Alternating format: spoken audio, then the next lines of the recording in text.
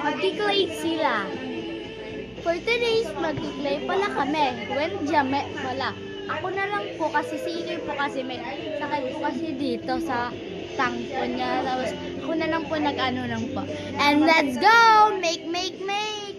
Andito nga pala ako kasama. Nagagawa pa kalamin ng X for the muffin. Ang galing!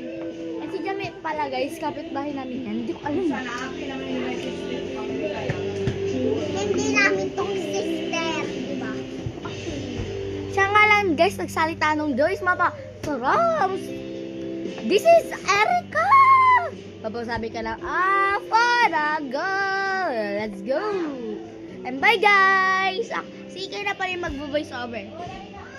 Guys, ito yung ginagawa ko. Parang itlog. Ito yung ginagawa ko.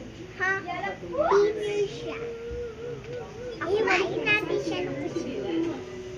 May kutsilyo, guys. Malamang kailangan ng kutsilyo para magawa ka ng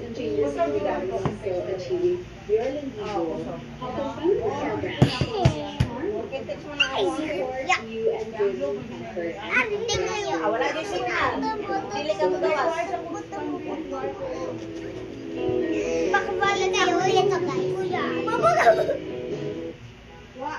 Gawaan na tayo. Pizza. Nakagawa na tayo pizza. Opo, guys. Guys! Tapos na ako! Ang pangit ng design mo. Tapos nauna na ako. Ang pangit gawa mo, ah. Nagapay. Tayo gawa ko.